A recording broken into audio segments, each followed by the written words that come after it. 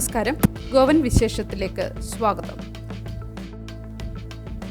ഗോവയിൽ നിന്ന് കർണാടകയിലേക്ക് മദ്യം കടത്തിയതിന് ഗോവ എക്സൈസ് ഇൻസ്പെക്ടർ സസ്പെൻഷനിൽ. ഷിമോഗയിൽ കൊഗാഡു എന്ന സ്ഥലത്ത് വെച്ചാണ് പ്രമോദ് വിശ്വനാഥ് ജുവേക്കറിനെ കർണാടക പോലീസ് സംശയാസ്പദമായ രീതിയിൽ വാഹനം പാർക്ക് ചെയ്തിരിക്കുന്നത് കണ്ട് ചോദ്യം ചെയ്തത്. കാറിൽ നിന്ന് 68,000 രൂപ വിലമതിക്കുന്ന 138 ലിറ്റർ മദ്യം പിടിച്ചെടുത്തു. സംഭവത്തെ തുടർന്ന് എക്സൈസ് ഇൻസ്പെക്ടർ സസ്പെൻഷനിലാണ്. 2025-26 വർഷത്തേക്ക് ദീൻദയാൽ സ്വാസ്ഥ്യ സേവാ യോജന അഥവാ DDSSY കാർഡിന്റെ റിന്യൂ ചെയ്യേണ്ട സമയമായി എന്ന് പബ്ലിക് ഹെൽത്ത് ഡിപ്പാർട്ട്മെന്റ് അറിയിച്ചു. ഏപ്രിൽ 1 മുതൽ എംപാനൽ ചെയ്ത ആശുപത്രികളിൽ ക്യാഷ്ലെസ് ആയി ചികിത്സ ലഭിക്കണമെങ്കിൽ പുതുക്കിയ കാർഡ് നിർബന്ധമാണ്. റിന്യൂവലിനുള്ള ഫീസ് 3 പേർ അടങ്ങുന്ന കുടുംബമാണെങ്കിൽ 200 രൂപയും 4 അതിൽ കൂടുതലോ ഉള്ളവർക്ക് 300 രൂപയുമാണ്. SC/ST, OBC, അംഗവൈകല്യം മറ്റുള്ളവർക്ക് 50% കൺസെഷൻ ലഭിക്കും. അപേക്ഷകൾ ഓൺലൈനായും ഓഫ്ലൈനായും റിന്യൂ ചെയ്യാവുന്നതാണ്. 3,10,000 DDSSY കാർഡുകളാണ് ഗോവയിൽ വിതരണം ചെയ്തിട്ടുള്ളത്. ഗോവ, ഉടുപ്പി, ബാംഗ്ലൂർ, ബെൽഗാം, കോലാപൂർ, മാംഗ്ലൂർ, സാംഗ്ലി, മുംബൈ, ധാർവാഡ് എന്നിവിടങ്ങളിലെ 73 സ്വകാര്യ സർക്കാർ ആശുപത്രികളിലെ ചികിത്സയാണ് ഈ പദ്ധതിയിൽ ഉൾപ്പെടുന്നത്. മെഡിക്കൽ റീഎംബേഴ്സ്മെന്റിന് യോഗ്യതയുള്ള കേന്ദ്ര സംസ്ഥാന സർക്കാർ ജീവനക്കാർക്ക് DDSSYക്ക് അർഹതയില്ല.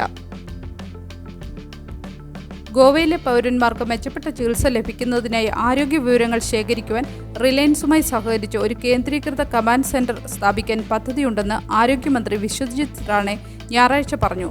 ഒരു സംസ്ഥാനത്തെ എല്ലാ പൗരന്മാരുടെയും ആരോഗ്യ വിവരങ്ങൾ അടങ്ങിയ ഡേറ്റയുടെ പ്രൈവസി ഒരു സ്വകാര്യ കമ്പനി എത്രത്തോളം കാര്യക്ഷമമായി കൈകാര്യം ചെയ്യുമെന്നുള്ള ആശങ്ക പലരിലുമുണ്ട്.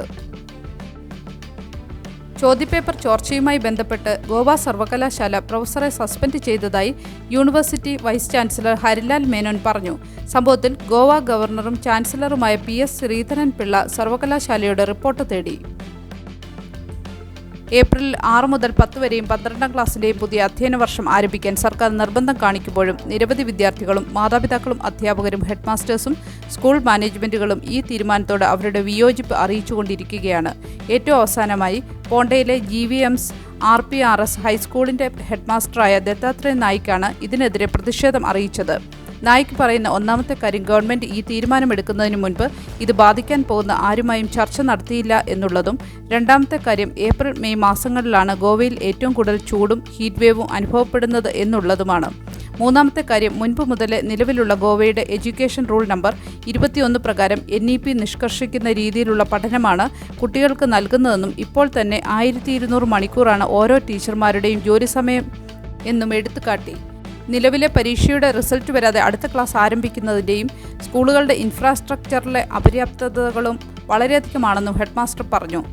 നിലവിൽ റൂൾ 21 പ്രകാരം 6 ആഴ്ചത്തെ സമ്മർ വെക്കേഷൻ കുട്ടികൾക്ക് ലൈഫ് സ്കിൽസ് പോലുള്ള മറ്റു കാര്യങ്ങൾക്ക് ഉപയോഗപ്പെടുത്താനുള്ളതുമാണെന്ന് പറഞ്ഞു.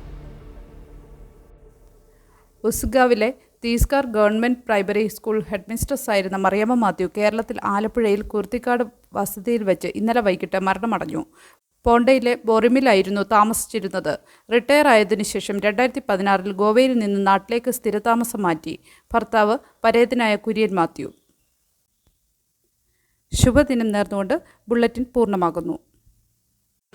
ഗോവൻ വിശേഷം എല്ലാ ദിവസവും വാർത്തകൾക്കായി ഫോളോ ചെയ്യുക.